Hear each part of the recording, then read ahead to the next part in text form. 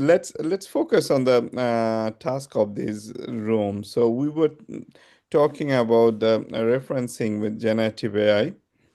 So, Professor Human Kabir, so can we bring you again here? So sorry for the interruption. Yes, please.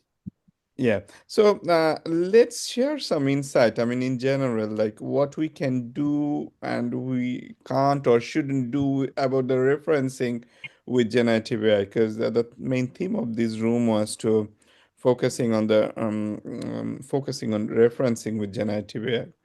So, what do you think? Okay, Or okay, thank you. So, uh, you mean, may I share my experience or views yes, your regarding experience, your generative thought, AI? and later we can, let's say, point it out, and perhaps we can bring out some of the insights that Jahangirnagar already thinking about in these lines. So, any input will be really helpful. Any input. So, thank you very much. Particularly, as far as I have understood, this project is based on developing generative AI for disabled students or those who are uh, on those who are not really in the mainstream. Mainstream means those who are not capable uh, sufficiently in teaching learning process due to some problems. So nowadays we uh, can find many students, particularly in some technical subject, for example, computer science and engineering, even in mathematics as well, information and communication technology. So, there are many uh, uh, technical courses, scientific courses, and that courses are very important to be a potential professional in this particular area. So, I mean, it is not just like history or literature, something like that. So, we need to have a special arrangement for those students if we want to keep them in the mainstream. So, in that case, such a initiative, I think it is really a very good initiative. But I would like to share some of my experiences here. For example, uh, different university. Since I am working at Jahangirnagar University, but I have also experience to teach in other universities as well, particularly computer science and engineering students or some other engineering students. So sometimes I find some students they have some hearing problem. Even last semester, I found one student. He has some visionary problem. He is not able to see all these things in a clear vision.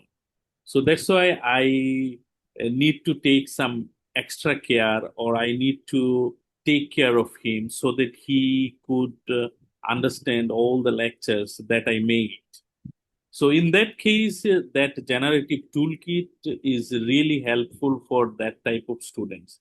But one thing, so such a toolkit could be made available for all categories of students. That I wanted to say. So it should be user friendly and it should be available for all types of students. All types of students means those who have that kind of problem, those who have really need that kind of support to continue their learning process.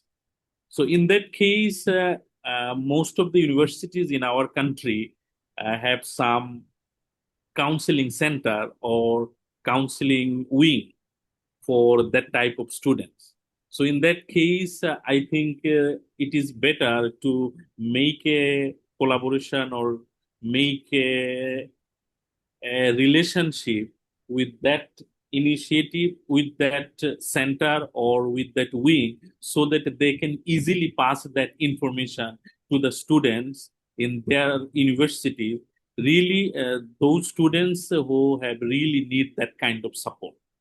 So that I wanted to say, it should be accessible easily for the disabled students or the really those who are not in mainstream.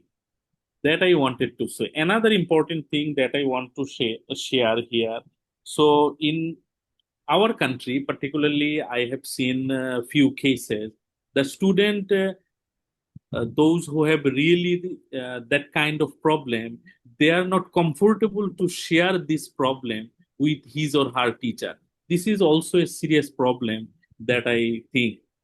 So that's why I think when you make a circulation, or the respective universities could make a circulation, we have that kind of support. If any student has that kind of problem, we can support him or her through that process. In that case, I think they can share their problem with that wing or with that center. So I think you should consider that issue also, because this is probably in our social context, even not only student, his or her family is not also comfortable to share his or her child's problem, that kind of problem. Usually it is a social context in our country, so that's why I think university should have a very clear declaration or very clear announcement that we have that kind of facilities or we have that kind of support.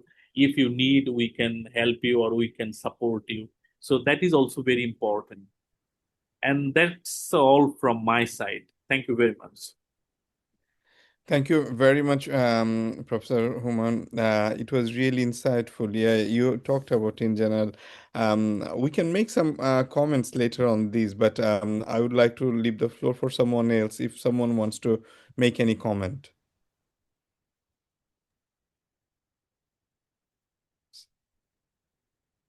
Saiful sir, do you want to say, Okay. say anything? Yes, I would like to share some of my thoughts on ethical side of AI.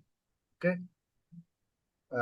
So thanks actually Professor Humayun Kabir, for his valuable observation regarding actually the inclusive education for the marginalized people of our society.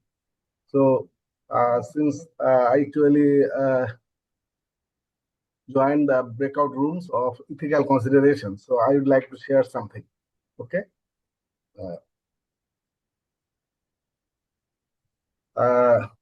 Last year, I actually joined a day-long workshop on readiness assessment methodology of ethical use of AI in Dhaka, and it was arranged by actually UNESCO, ICT division, and Ministry of Education. So from there, actually, I learned something. So I would like to share my views, what I actually get from there. So there's actually in AI system, there are four core values. These core values are: number one, human rights and human dignity. Because this is the most important one, human rights. It is the core principle and require AI system to be designed and used in a manner that respects, protects and promotes these rights. And second one, living in peaceful a life. AI ethics should help or ensure that AI is developed and used in ways that are beneficial to the society. And third one, ensuring diversity and inclusiveness. AI involves creating an environment where everyone feels valued, respected, and empowered to contribute regardless of their background. This should be ensured. And fourth one, environment and ecosystem flourishing. So this actual environment and ecosystem flourishing refers to the ethical principle that AI system must not harm the environment and should actively contribute to ecological well-being throughout their entire life cycle. So these are the four main points or core values. Again, I would like to shed light on 6.1, human rights and human dignity. So there are few principles I would like to mention for human rights centered approach to the ethics of AI.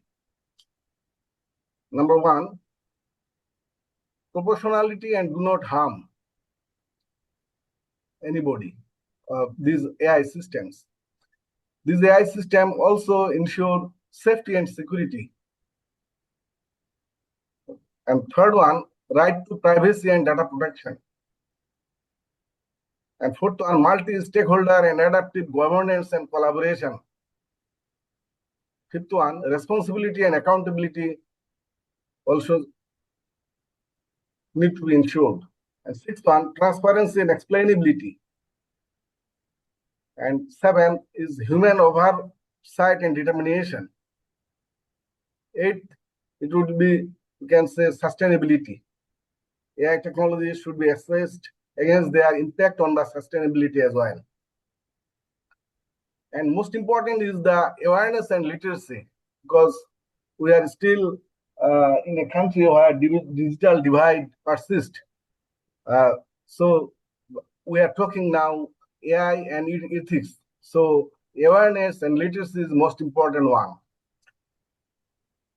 And last one is fairness and non-discrimination. So AI actors should promote social justice, fairness, and non-discrimination while taking an inclusive approach to ensure AI benefit to those are accessible to all. So these are actually 10 points. The number one, that means a human rights approach to AI. So what actually we can do to implement this recommendation, or what is I mentioned already. So to do this, it's a long process. So first of all, we have to assess throughout the country readiness assessment methodology. We have to adopt this one, and this is big starts. And second one, ethical impact assessment. So if we can do these things, then only we can ensure the ethical use of AI to the common people, or it will actually ensure the human rights approach of AI and its ethical use. So that's all from me. Thank you. Thank you very much, Saiful sir. You really focused on some critical aspects of ethical use of AI. I mean, later on, if you can summarize these, or we can all summarize these points for our ethical use of AI, it will be really helpful. Yes, I mean, I would just like to remind you that, yeah, our room for ethical use AI is empty, but we can see that some insights are we are getting from here, so it will be really helpful. And coming back to the mainstream, like we were trying to focus on the basic use of referencing and do's, don'ts, and its practice. Yes. So referencing with generative AI was the theme for this group. Anyone wants to add some point here, please?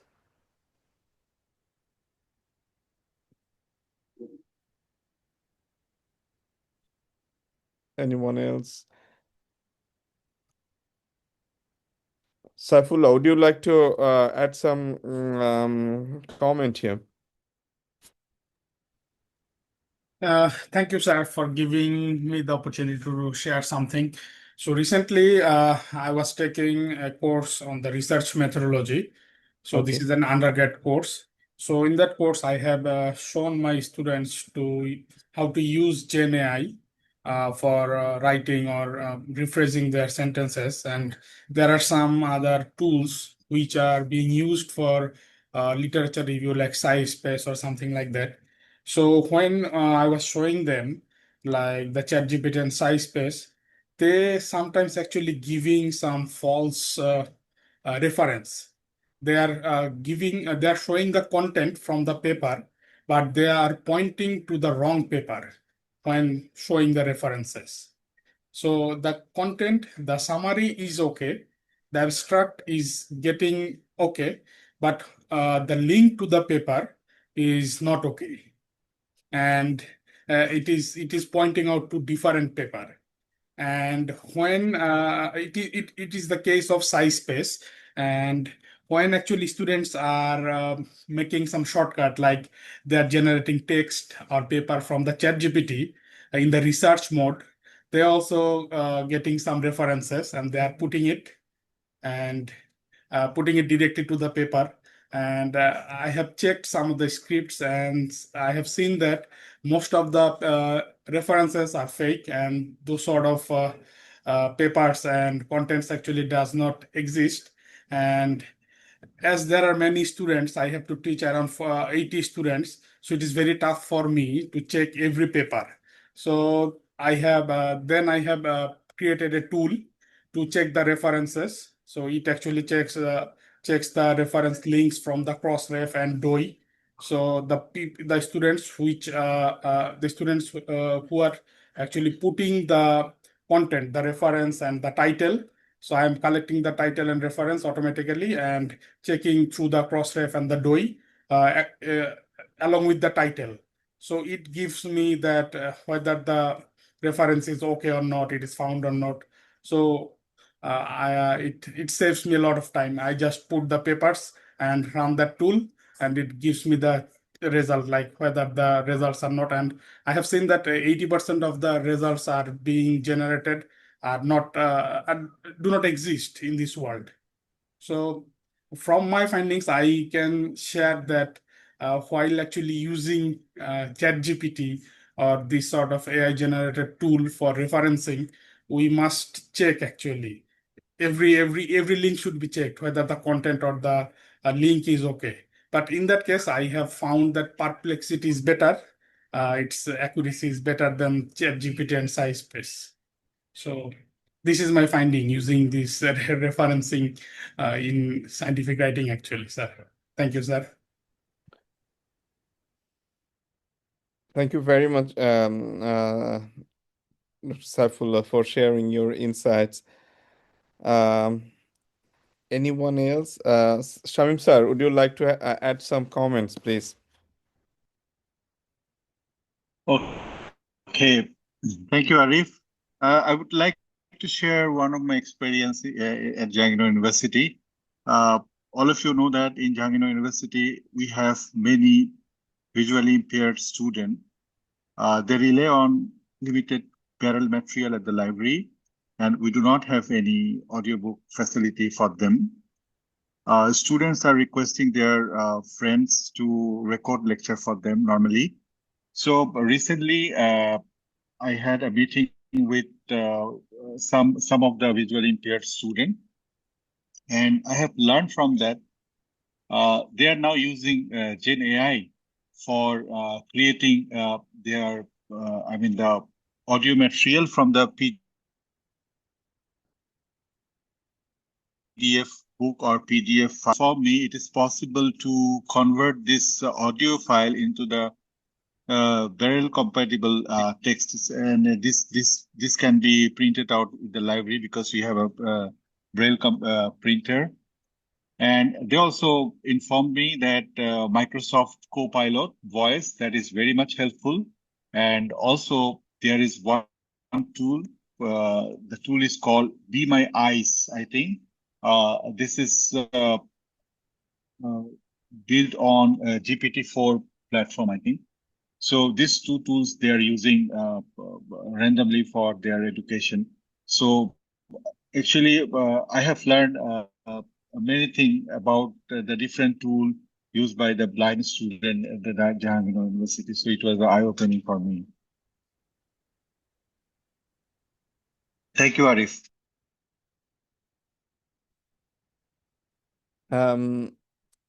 Thank you very much. Anyone else would like to add some? Yes, please, Mufti. I would like to hear your experience from the big data and its infrastructure module, because that has got a report element. And that in that report element, in my previous experiences, I have found that students are using generative AI based tools. So what is your experience in actually evaluating those reports from the big data analytics module?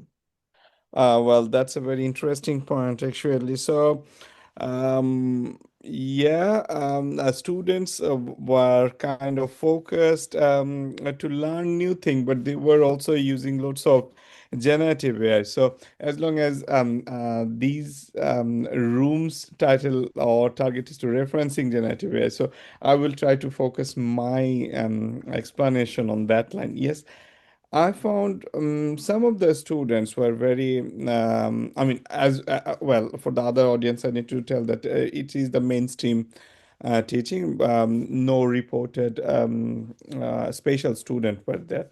So we followed the standard approach with generative AI and its guidance. So what we did, we requested them with some standard practice. I will tell them what were the standard practice I have followed there, and what we got from there as well.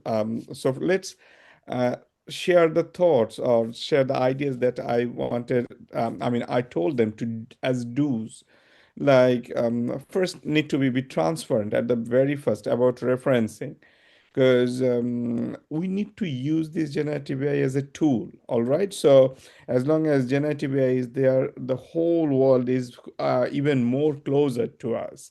So we were not restricting the student to use the generative AI. Rather, we inspired them to use that, but in a transparent way. Okay. And also, as David and as we mentioned, that we have already some set guidance in our institution, which is the NTU. So we requested them to follow the do's and don'ts from there. Like now this year, it is kind of clearly identified, like what are the do's, like in green phase, or kind of in mid-level, in the amber phase, or what is absolutely forbidden, red. No. So institutional policy, we inspired them to follow that as well. Now, as you can remember, Mufti, the big data where we inspired the students to bring their insights from different field as well, because many of the students at the master's level, they already worked in different domain already. So some of them came from industry, some of them came from previous academic background, I mean institutional teaching background, and so, but they had some data and they had some idea. So what we told them, please go with your interest. Okay, we want to nurture your interest. However, keep it in mind, if you are bringing any insight, acknowledge the contribution accordingly. Okay, if you are acknowledging the contribution accordingly, you are good to go. Just keep it in mind, are you ethically used to use some of the information? If not, if some of the information are classified, please don't use that, because that is our institutional restriction, that we can't use the insight. But some of the institution let us use some of the information, so you can use that. Okay. And as long as referencing, we also inspired them to bring the insights of standard practice like citation style and many more. Because citation style was kind of inconsistent in many cases. Because whenever we are creating some content from multiple sources, one of the major excuse me, major issue turns to the inconsistencies. All right. So we said, okay, follow the standard citation styles, also to verify outputs. Now, one of the a major critical point we try to focus or try to request them, like the reflection, in terms of references, we are bringing out some insight, but what are the reflection we are getting from there? And these need to be clearly from our perspective. It's not from the perspective of the generative AI, because if the generative AI is giving the reflection, then that is we are losing the main interest there, because the reflection should be from our perspective. Okay, and what else was another point? Another point was, of course, respecting privacy. Now, so far, these were the kind of two or the do's. However, we tried to focus on some don'ts as well in terms of referencing. Okay, now the first point, the interesting point, of what many of the students can do, like just do the prompt, copy paste, and present it in the literature. Now, what is actually meaning? The meaning is the AI is the author now, but this is not actually the target of any coursework or learning. Yes, we are using the generative AI as the tool, but of course, it is not expected at all that whatever they are saying, we are just doing the copy paste and transferring as our thought. And also, if I don't know actually, have any of us tried or not. Let's say if we share some insights of the data with the generative AI and request them to create something similar, like a synthetic version of the data, they can suggest something with example based, but this is fabricated. Okay, this is not real. Okay, now we can't actually allow those kind of data, okay, as a reference even, because this will be definitely based on without any justification, without any evidences, without any regularization, but it still looks like some data. Okay, so we are not allowed to use those fabricated data and reference them accordingly as well. And sometimes we can see that um, Mm, generative AI also feeding up some sensitive content, and which is non-shareable. So these were the basic things that we tried. I think if we go a little bit more about the writing, and so maybe I can share some insights later, but as far these are the points I can recall, Mufti.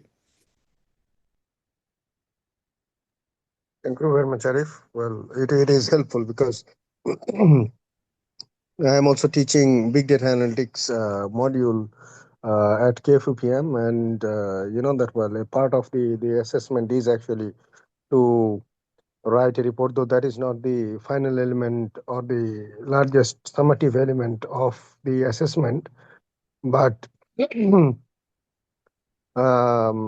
is a part of an assignment, and that is where I have also noticed many of the students having the tendency of using GenAI based tools. And yeah, of course, the main focus should be that how the existing resources related to GenAI can be effectively utilized, in a more constructive way to enhance their learning, rather than they're trying to copy and paste the GenAI based content in the assessment. So that is something which is actually an interesting discussion. Indeed.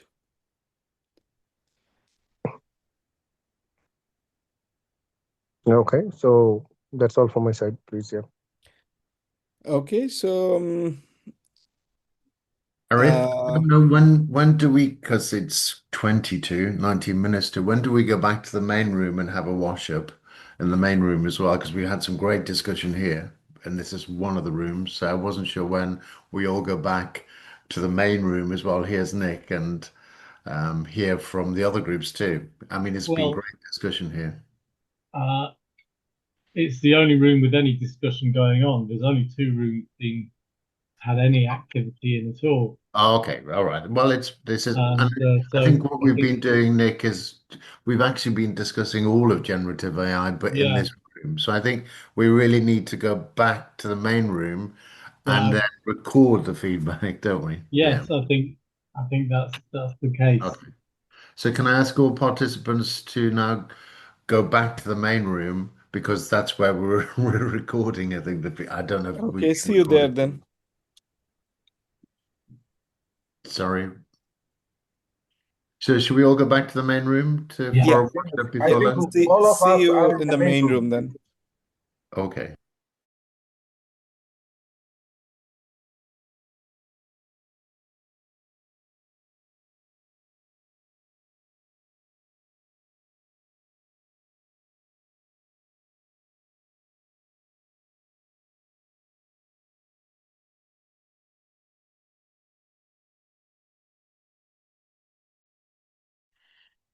We're having a great discussion in one of the breakout rooms and then realized we should be coming back to the main room here. So I'm just waiting for everyone to get back in and then we'll share before lunch because I know we have 17 minutes before you have your lunch in Bangladesh and before we might have some breakfast in the UK, to bring some of that discussion back to this central room.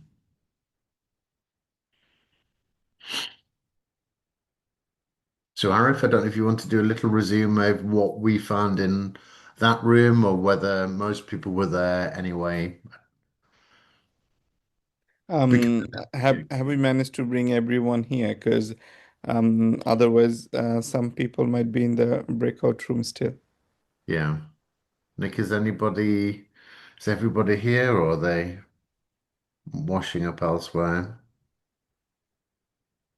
I was kicked out of my breakout room, so I think everybody's been brought back to the main room. Okay. Okay. So we're recording back in this room, are we now, Nick? Yeah, this has always been recorded. Is that right? Yeah. So So, yeah. David, I can give some of the insights from the one of the breakout Thank you room. so much. Thank you. Please go ahead.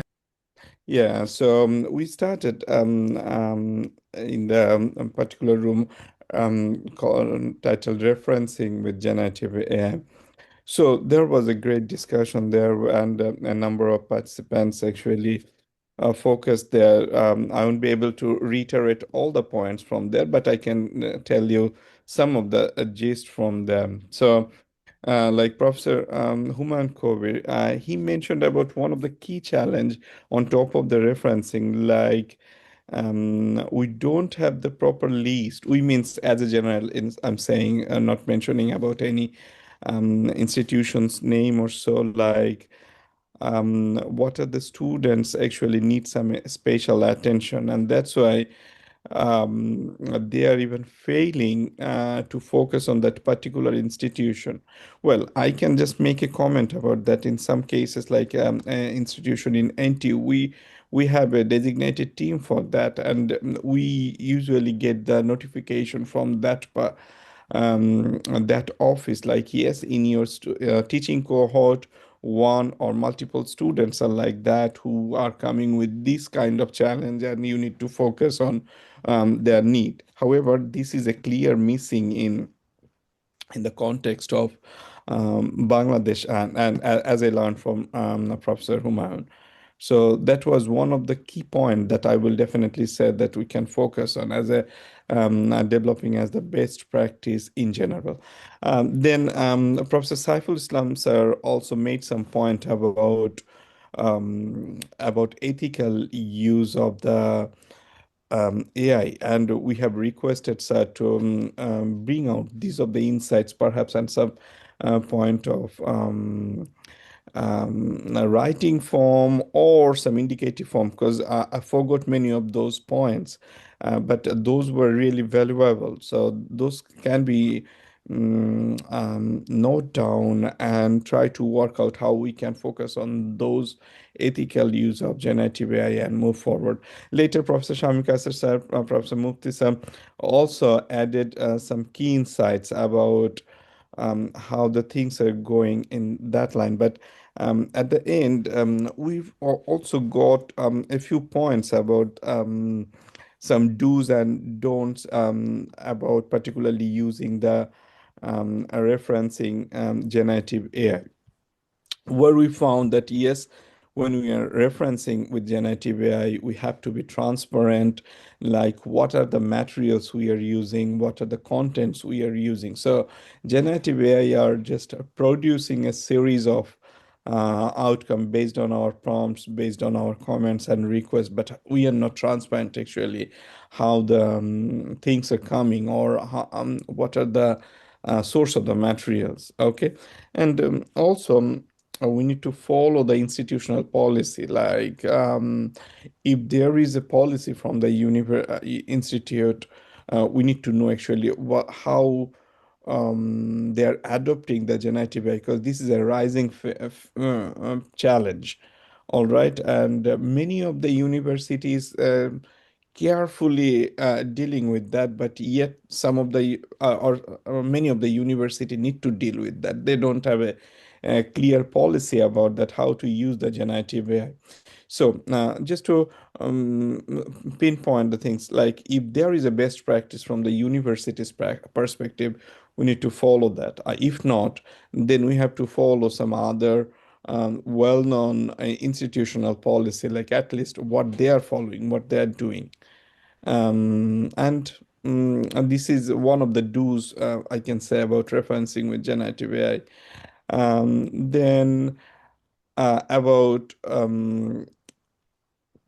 one other point was acknowledging the contribution. Okay, so the contribution was actually not very clear, like how the material has been developed. Is it written by generative AI or written by the person? If something is written from generative AI, the university, from at least the university I work, they made it clear that yes, if you are taking anything from generative AI, reference that yes, I have taken it from generative AI. But if not, if it is from, I mean, when I'm preparing some of the document, it definitely it should be claimed that it is my content. And of course, about one critical point was the reflection. Like whenever we are writing about something, particularly focusing on the reflection, that must have to be not based on the generative AI's evidence or perspective. That have to be from our perspective. And as long as about the don'ts, we found some of the points, like yes, it is producing us some content, giving us some idea, doing some brainstorming for us, but it can't be an author for us because it's content and not reliable. Okay. And of course, as you know, we are not allowed to do the copy paste thing. And one of the other point, as we found in the discussion, like it can generate some fabricated data as well. Okay. So if we are doing some data analytics and if it's generating any synthetic data, please avoid using those. Yeah, so these were the some basic content that our discussion we found in our that particular group, David. Yeah, thank you, Arif.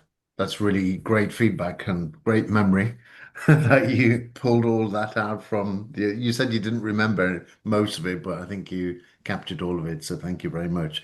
Has anybody else got any other points that Arif didn't cover, or you discussed in another breakout room, or you just want to reflect on now that you've seen the kind of guidelines that NTU have developed? They're meant to be succinct, aimed at students and staff.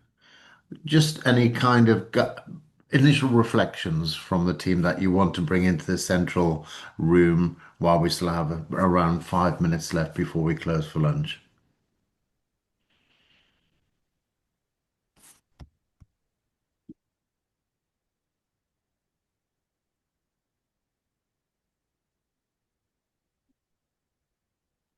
Don't be shy.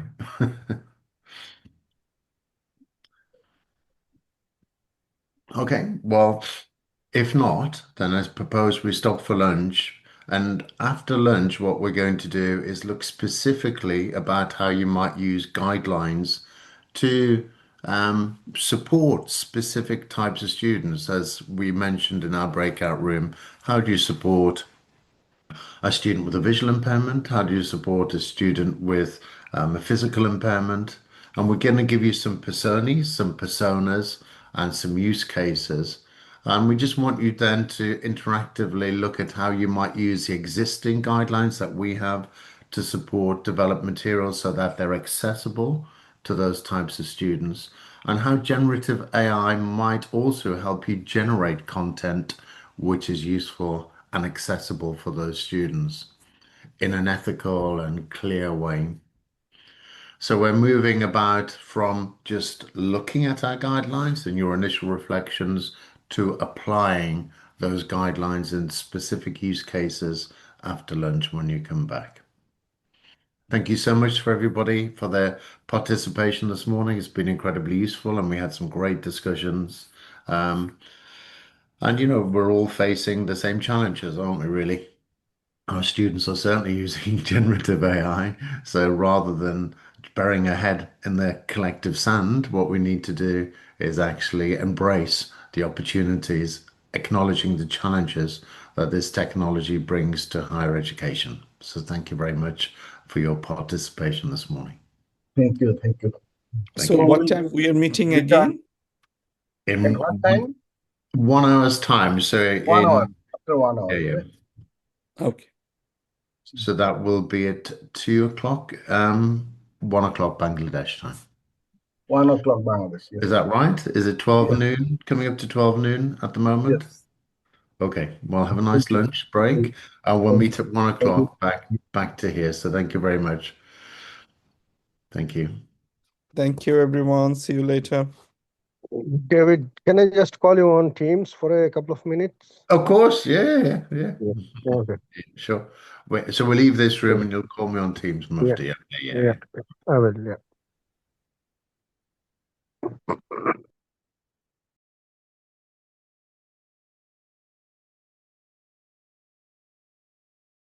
Back.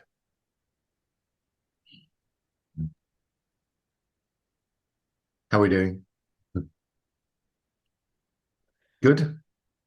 Yes, not very many participants back yet. Okay, well, give Probably it a little 12. bit. Let's give it a little bit. Welcome back. Hello, sir. Yeah. Yeah, I think Professor Saif al-Islam will give it a few more minutes for people to join. Yeah.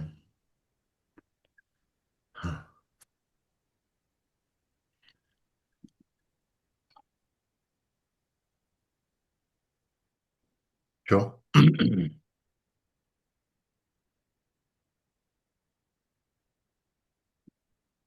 you can all hear me. Yeah, we can hear you, David. Okay, brilliant. Well, welcome back. I hope you had a little opportunity to get something to eat. This afternoon, what we want to do is continue the theme of this morning, but try to understand, and as people pointed out in this morning's session, how do you actually use these guidelines practically to support students who might have some kind of physical or sensory impairment in a practical way, that we have guidelines that we took from Diverse Asia, our project, European project, where we worked with higher education institutions, Jahangir Nagir University and WET in Bangladesh, and universities in India, and a consortium of European partners together working on inclusive education. How do you create specific guidelines that you can use very practically to make digital content, either PowerPoints, Word documents, on a learning units on a learning management system, such as the one Nick's introducing, to make them accessible to people with visual impairments, sensory impairments, if you have experienced dyslexia. Just very practical guidelines. And what we want to do was extend that approach by looking at how generative AI could also support you as a tutor to generate content specifically tailored to the needs of a range of use cases. And so we're going to be looking at the use cases about how you might use the online guides that Nick has been introducing and Arif to support women or economically disadvantaged students with specific learning difficulties. And for that, I'm not talking about an intellectual disability, which is limited by IQ. I'm talking about how you process materials, such as whether you have dyslexia or autism. And we see many students in the UK with dyslexia and autism in higher education. And increasingly, we're being tasked to make sure our digital training materials accommodate the needs of those students. But also some more classic types of impairment, such as visual impairment or deaf or hard of hearing students. And of course, we get many students with either gross or fine motor skills impairments, which might limit your ability to use a mouse or a keyboard. And so how will digital training materials be structured in such a way they can be easily used with a piece of assistive technology? So we're going to spend some time about looking at each of these use cases. So to help you think about these use cases, Nick has very usefully produced a document which gives you some more detailed information on each of these use cases. And also what we use as design props are called personas or personae. So first of all, the use case details. Now I might go off, so I might have to unshare like I did last time. You're not following me onto this document, are you, Arif? I've left the PowerPoint now. Yeah, So, I'm still with the PowerPoint, David. and I thought you would. So what I'm going to do is then reshare and see if I can get back to the use case document. So Nick has produced, now can you see the expanded use case Word document now? Yes, David, we can see that now. But Super. can you make it a little bit bigger because it's That worked? a little bit more. A little bit more? Yeah, much better. Yeah, Much better. perfect. Excellent. I'm so used to using this touch screen that I try to use touch screens on other people's computers and they're not touch screens. I had to remember this is touch screen. So Nick has really helpfully put this together over the weekend. So each use case includes context, and this is, expanded use case for lecturers and tutors in Bangladesh, looking at the context, challenges and opportunities and discussion points about how we might use generative AI to support, first of all, women and economically disadvantaged students. And this is one of the targets from our British Council bid project. And just looking at, the challenge of how, at least a third of economically disadvantaged students lack reliable internet access or a device which is solely their device. And just given that that's the challenge, these kind of infrastructure limitations imposed by not accessing reliable internet or having a dedicated device, how generative AI can provide opportunities about working with government, local government, and NGOs for loaned AI software devices. How we then develop, first of all, GenAI tools on mobile devices which are optimized for low bandwidth environments. Whether we can work with the British Council in Bangladesh and local partnerships in Dhaka and beyond about community-based AI literacy programs, also delivered in Bangla as well, and looking at institutional support via universities for hard-to-reach communities. I'm going to let you discover this document yourself, but I'm just kind of going to walk you through it and some of the risks for not applying these kind of initiatives. Because if we don't, it's just going to widen the equity gaps if technological access is not supported via institutional frameworks. So Nick has very then helpfully put a range of discussion points for each use case. So in this, for women and economically disadvantaged students, is what mechanisms can institutions implement to ensure equitable access to Gen AI tools in low resource environments? what policy measures should accompany AI-enabled scholarships to mitigate lack of access to digital divides? What infrastructure and training investments are critical, especially in terms of TNE partnerships involving Bangladesh? So that gives you one nice use case. And Nick, I don't know where you're going to put these documents. Are they already in the learning room somewhere? Is Nick here? Yes, Oh, yeah, sorry, Nick. they are in the TNE Inclusive Education Academy Learning the Workshop Introduction to the Inclusive Okay. Education. Well, we can, okay. Yeah. So the use case 2, and I'll just go quickly through it. So when we talk, as I said before, about learning difficulties, I'm not talking about an intellectual disability which is affected by IQ. I'm talking about how you process information, things like ADHD, autism, or dyslexia. So, and you can stop me at any time if you want to ask a question. So the context is neurodivergent students frequently encounter challenges with text-heavy materials, inconsistent feedback. Dyslexia affects reading fluency. ADHD impacts sustained attention. And autism may require structured and clear communication. Challenges. If it's text-heavy, you get reading fatigue or comprehension difficulties.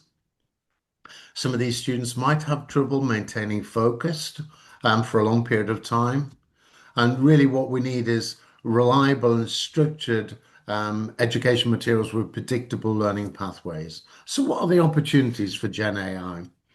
Personalized AI tutors are capable of chunking and rephrasing content to make content much more concrete.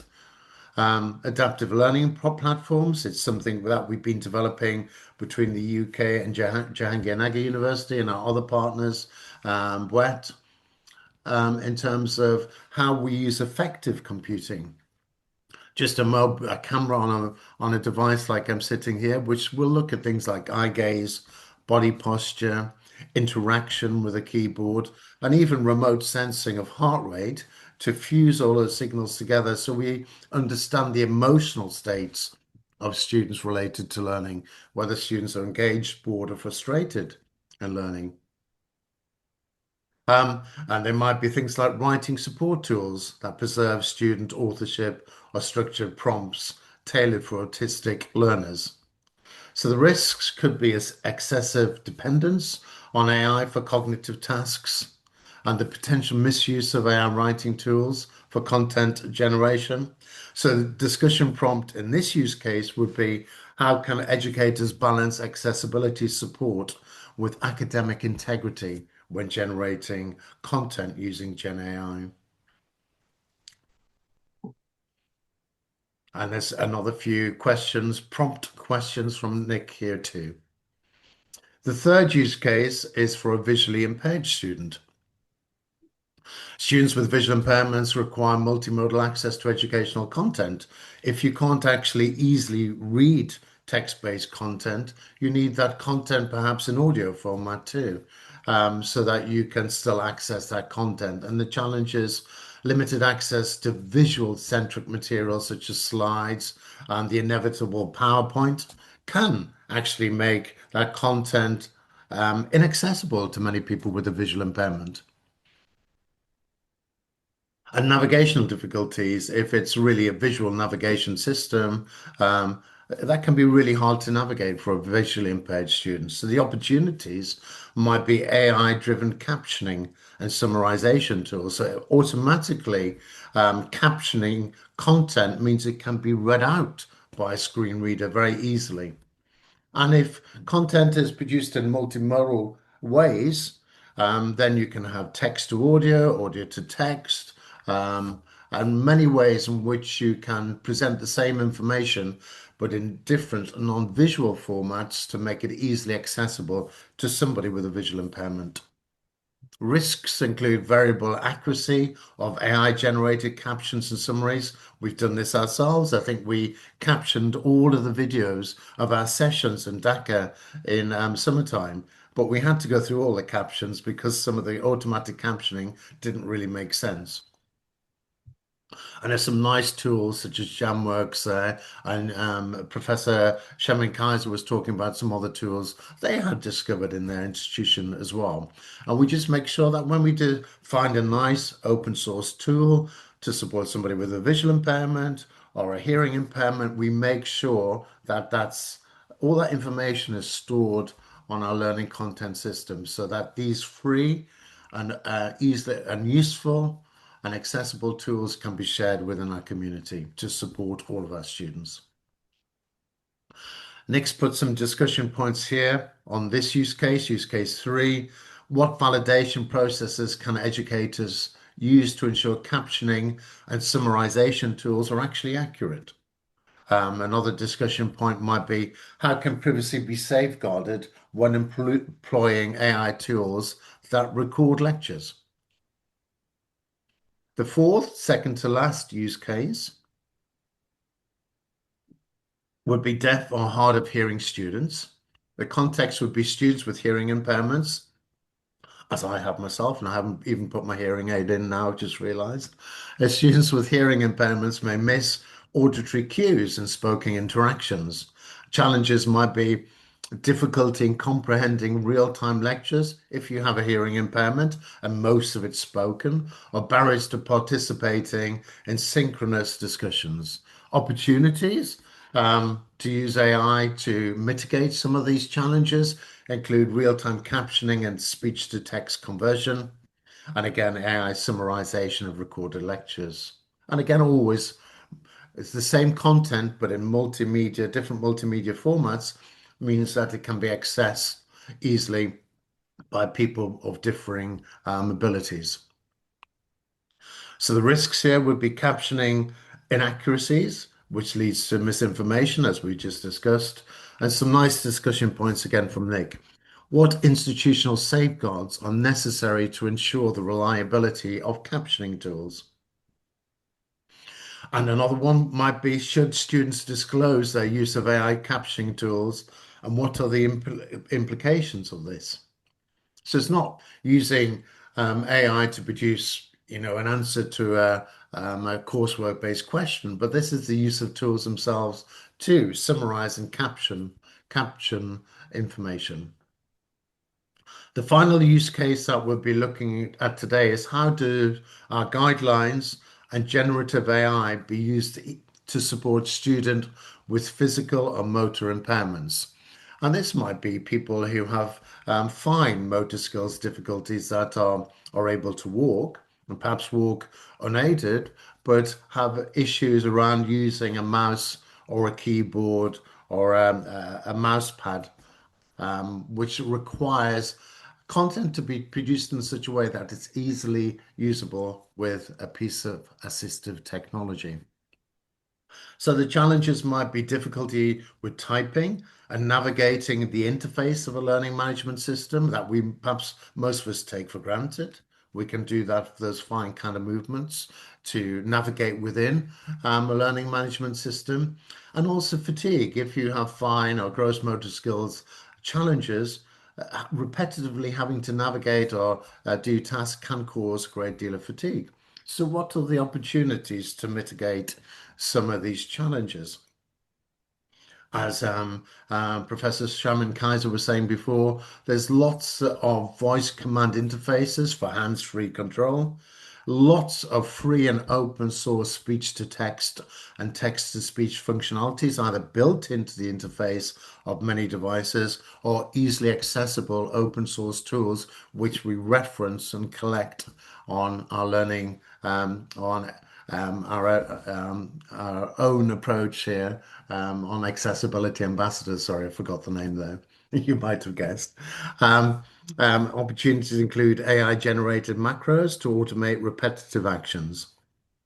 Risks, errors in voice recognition systems. I work a lot with people with intellectual disability, and that often comes with challenges in recognizing the kind of voices that the young people that I work with have.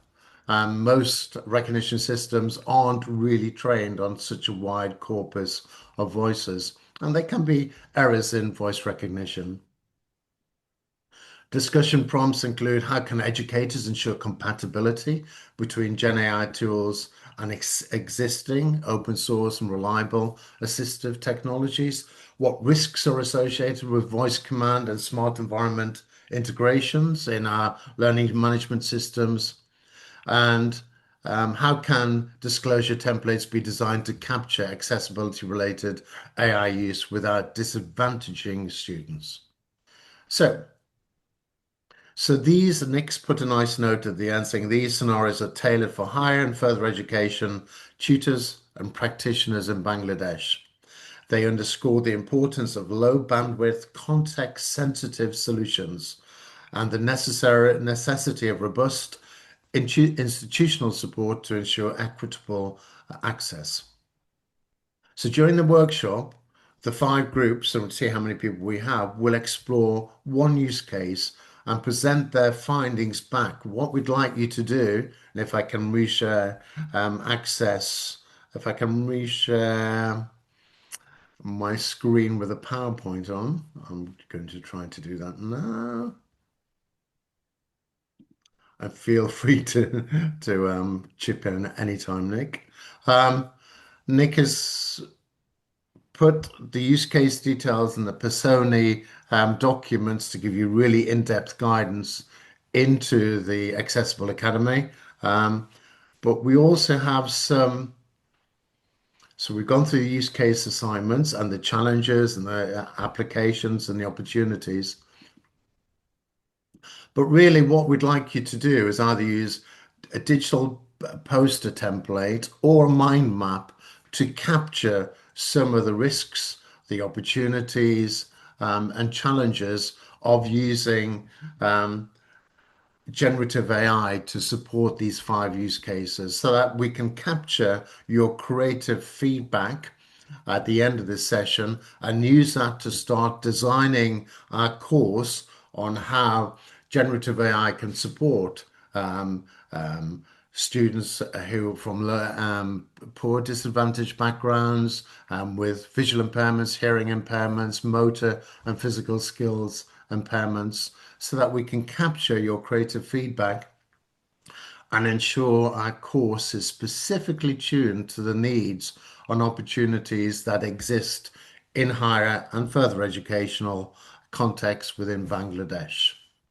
So either use a digital poster template or indeed a mind map, which perhaps people are more familiar with. So I've given you a lot of information there. Would anybody like to reflect on what I've tried to introduce there and what we'd like you to do now? Thank you, David, for your comprehensive actually discussion or presentation. You have already, your team identified 5 important use cases and also the challenges, opportunities, risk, and most important, discussion prompts. Yeah. So your group actually work a lot because to identify these and also the discussion prompts. So what I actually most important to me is the discussion prompt. We may have a lot of discussion in these use cases, and there are 2 to 4 discussion prompts are there. We may discuss these actually. How can we implement this, or how actually the benefits of generative AI can be reached to the actually the marginalized people, those who need it. I just wondering in the last and which will be physically arranged this conference. I think in the closing session, whether there is any plan to invite actually the use case people in the real scenario or not. So if they are included, then we can see the real use of these things actually. And to do this, actually, we have to identify those people who will participate to communicate all these aspects to them, whether they are actually aware of this generative AI or not, how they use, because we have identified the points, the risk, the opportunities, but they should also know it. So how can we do it? It is the challenge for us. Uh, this, because it is you see, this is actually the capacity building with respect to, and all these participants from here, I think the university faculty members. So I think we are equipping ourselves with the knowledge. At the same time, how we can actually disseminate this practically to the targeted people. This is the main goal. So I think we may discuss the discussion from, if you want, or what will be our next task. Thank you very much for your comprehensive presentation again. Thank you. Thank you. I mean, Professor Saiful Islam, you're saying exactly the right things. I agree with that. We have these guidelines as tutors or practitioners in higher education. You know, you have these guidelines, but how do we get the message across to students, especially those women students or economically disadvantaged students, or those with physical, sensory, cognitive impairments? Within NTU, we have distinct bodies that represent the needs of neurodiverse students. And perhaps it's slightly different in Bangladesh at the moment. But it should be part of our work within the British Council project. So I know coming up on the 11th of December, we have a hybrid meeting. Unfortunately, me and Nick and Arif won't be able to join you there. But if there's any face-to-face meetings, I think it's really important that we invite student representatives, as we did in previous workshops for Diverse Asia, where we have people, students within faculty or outside groups representing the needs of people with disabilities to attend. Because what we're trying to do with accessibility ambassadors is spread the word that these tools are there to support students, for use for and with students, that all of our tools are open source and free, and that we need to spread the word that these are, you know, open source, free tools that we're co-developing, and now we want people to use them and to create impact in the field. And it's very important. You can create, as you just said, Professor Saiful Islam, we can create the tools, but we need to evangelize and we need to get the message out there, don't we? That there's no catch. Hopefully, there's no catch here. These tools are quality tools, open source and free to use. Absolutely, that's our message. Yes, thank you. So, Thank you. so what we want really to do now, and perhaps Nick and Arif can help here, is to assign, and there's not so many people here this morning, but there's 22, so we have perhaps 4 per room. And just to take, I just check these rooms, going to, are the rooms set up? Oh, yes, they are. I'm looking at the wrong place. So, are the rooms set up for this afternoon session? I couldn't see the breakout rooms. I've just gone on. Dr. Saifullah, can you please confirm? I can't Sir, see. yeah, should we enable the breakout room for this session too? Yes, please, for each of the use cases. But we can give you 5-10 minutes to do that. I can go Okay, make sir. a Please, cup of please give me tea. the use cases so that I can rename the Sure. rooms and then open the rooms for everyone. Yeah, sure. I'll just go and find my PowerPoint with it on. Or if anybody can help me, but I think I can get them here. I Yeah, think I think I've got them now. I'll just So copy this you can across. just paste the names in the chat box. Sure, yeah, I'm doing that now. Yeah, I just had to go and find them. There we go. There's the 5 use cases.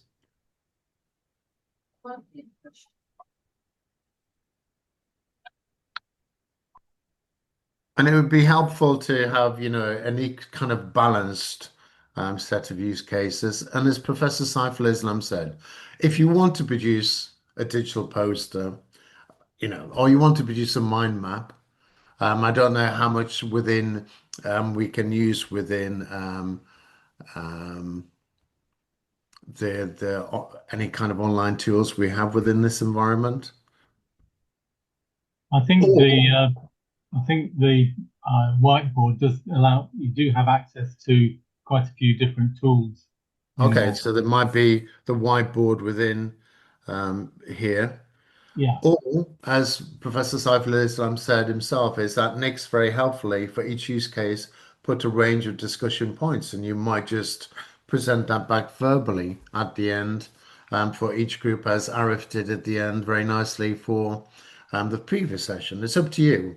You can either use some kind of creative digital tool or the whiteboard here, or just a set of points that you want to talk back to, but really want it at the moment just to capture your feedback about how you think creatively Gen AI can be used to support these types of students, what opportunities, risks, and there are discussion points, so that we can capture your creative feedback and use this to produce our course, which is specifically tuned for Bangladesh, about how we start to collaboratively think about how we can use generative AI nicely to support these types of students. Sorry to interrupt, sir. Can I have the PowerPoint, sir? Because the text cannot be copied from here, sir. Sure. Nick, where's the PowerPoint? It's on Teams, isn't it? It's also on Teams. the Accessible Academy site. Yeah. Do you So want to just provide the Okay, link okay. for them, Nick? So, okay, let me find it from the link. Yeah.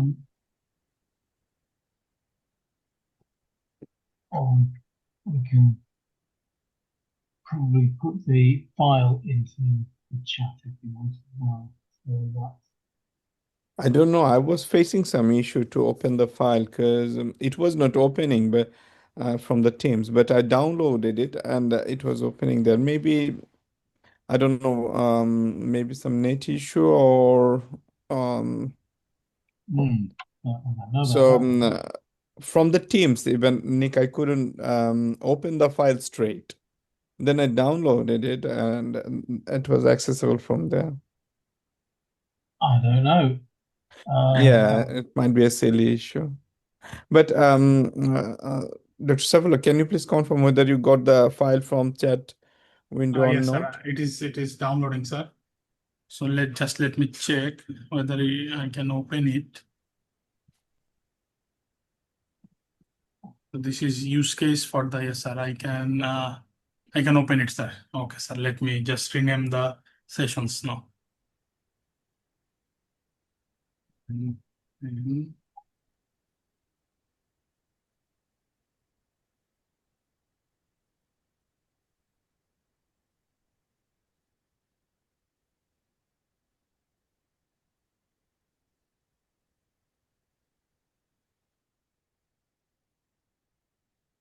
All the rooms have been opened, sir, with the names. It should be visible right now, sir. Brilliant.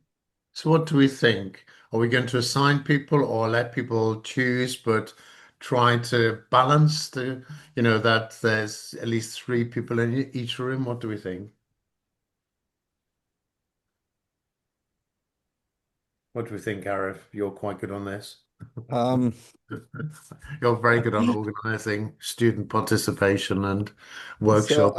I will say, okay, let them choose. Okay. Because it's a small group. So Yeah. if some of the use case are not covered, we can bring those later. Okay, sure. Because and we have the hybrid session as well. We will expect a bit more participate. So we've already got 5 people in use case 1. So if we can try to look at some of the other ones, and I'll join one of the other ones, and we just use Nick's documents, the specific use case details or the personas document. And as Professor Saiful Islam said himself, you could just start by looking at the discussion points. And if you feel brave and want to produce a digital poster or a mind map, then we'll do that too. What I suggest we do is work on this till that would be 2:30 Bangladesh time, 45 minutes, and then have half an hour feedback. Does that make sense in terms of time? Or how about let's do it 31 minutes? I mean, yeah, I mean, no, you said 45 minutes. Yeah, that should be all right. But I'm thinking, will that be too long for the smaller group to work on? Or Okay, a half an hour, perhaps Sarah's right. So we do this till 2:15 Bangladesh time, yeah, and we're gonna and then we return feedback. to Yeah. the Okay. main Yeah. room at 2:15 in Bangladesh Brilliant. time. Okay then. So we have half an hour now to join one of those rooms, take Nick's Word document um, on the use cases, start with the discussion points. If you want to produce some nice pictures or whatever as well, please do so. Come back here for 2:15, and then we'll have a roundup and feedback to the group. Okay, so we'll see you all shortly. Yep.